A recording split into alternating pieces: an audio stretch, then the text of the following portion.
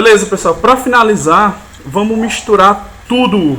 Falamos de função end, falamos de função or, falamos de função not. Vamos ver como é que fica essa brincadeira misturada.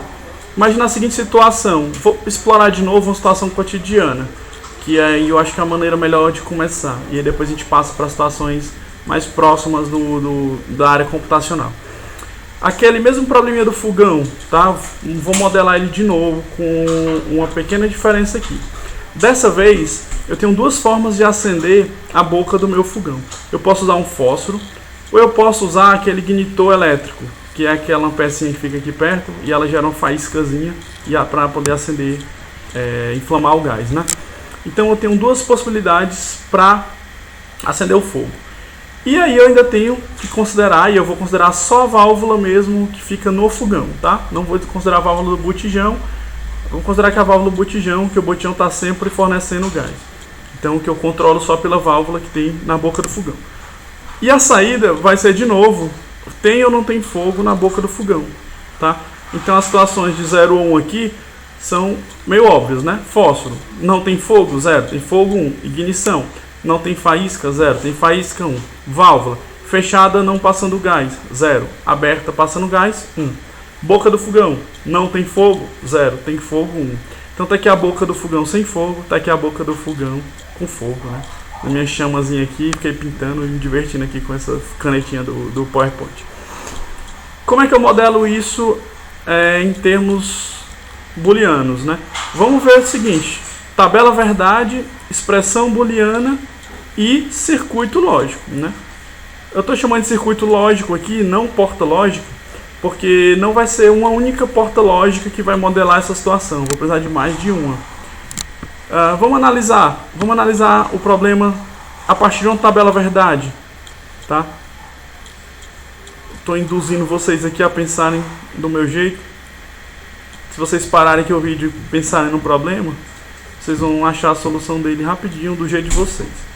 Mas eu vou induzir vocês a pensar em termos de tabela verdade. A tabela verdade, ela é o seguinte.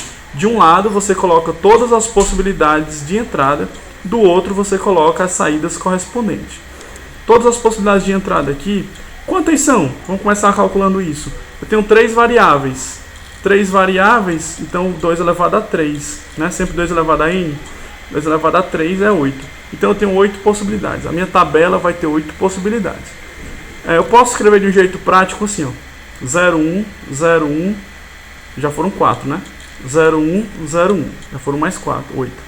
Aí eu vou para a próxima. 0, 0, 1. 0, 0, 1.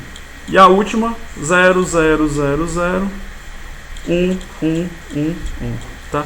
É uma maneira prática de escrever sempre na ordem certa e cobrir todas as possibilidades sem correr o risco de repetir qualquer uma delas. E a saída, professor? Como é que eu vou fazer a saída? É uma end? É uma or? Calma. Como é que você vai fazer a saída? Você vai interpretar o problema. Pensa nesses zeros e uns com mais situações do problema. O A é o fósforo, ó, tá aqui, ó. O B é a ignição e o C é a válvula, tá? A saída é essa. Então, ó, essa primeira situação está me dizendo o quê? Ó? Fósforo apagado, ignição sem faísca e válvula fechada. Não tem nem perigo desse fogo acender nessa boca desse fogão nessa situação. É a situação mais negativa possível, né? Nessa outra, ó, eu já tenho a válvula de gás aberta, mas eu não tenho faísca nem no fósforo nem na ignição, não vai acender. Na próxima, eu tenho faísca, mas não tenho gás, não vai acender.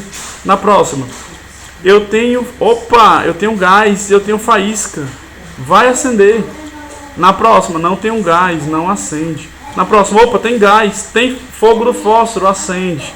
Aqui, não tem gás, não acende. Aqui, tem gás, teve um doido que acendeu o fósforo e apertou a ignição ao mesmo tempo.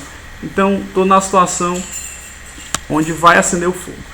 Tá? Então, a tabela verdade que modela este problema, ela é assim, ó.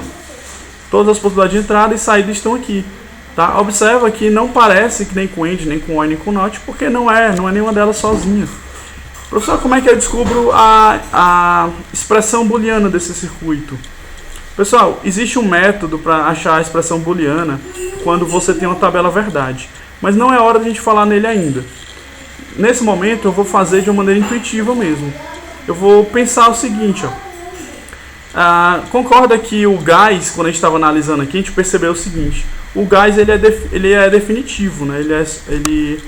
Se não tem gás, não tem fogo. É simples assim. Então, o gás, se eu colocar o gás aqui, o gás é o C, né? É a válvula de gás é a letra C. Então, eu vou colocar um gás direto no end, tá? E a saída ligada aqui. Por que eu estou fazendo isso? Porque a end, se vocês lembram bem, a end era assim, ó, para duas entradas. Como é que era uma end? 0, 0, 0, 1, 1, 0, 1. Tá? Esse aqui é uma end, relembrando. A end ela é 0 em todas as situações, menos na última. Outra forma de ver isso é assim, ó. Se qualquer uma das entradas for 0, a saída é 0. Entrada 0, saída 0. Entrada 0, saída 0.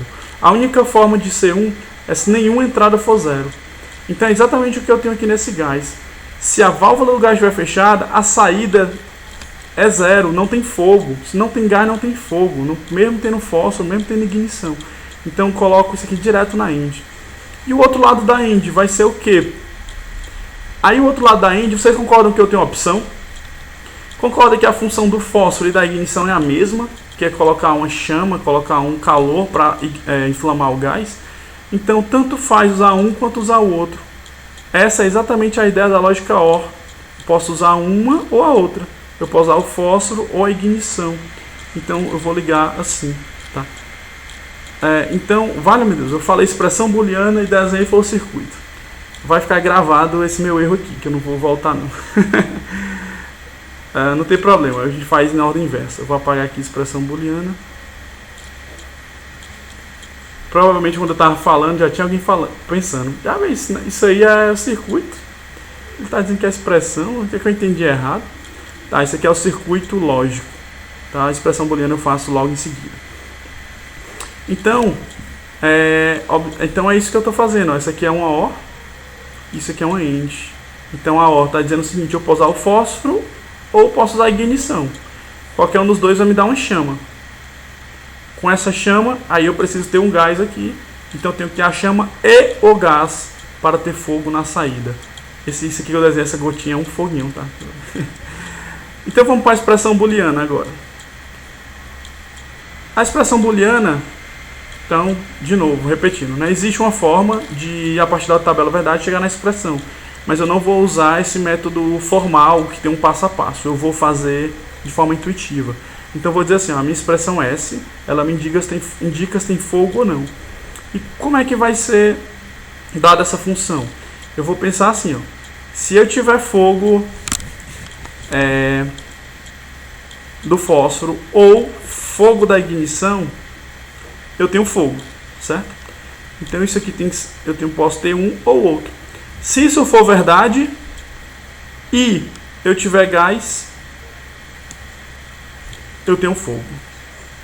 Tá? Outra forma de escrever seria assim, ó. Uma possibilidade é eu ter o fósforo com gás ou a ignição. Opa, a ignição é B, né? A ignição com o gás. Tá? Então eu posso escrever assim, eu posso escrever assim. Tanto faz, tá? Tá igual. Assim ou assim dá igual. Então, dessa forma é que eu estou pensando de um jeito, que eu estou pensando de outro, mas a resposta é a mesma. Nesse primeiro eu estou pensando assim. Se eu fizer uma lógica OR entre o fósforo e a ignição, essa lógica está me dizendo se eu tenho ou não condições de inflamar o gás.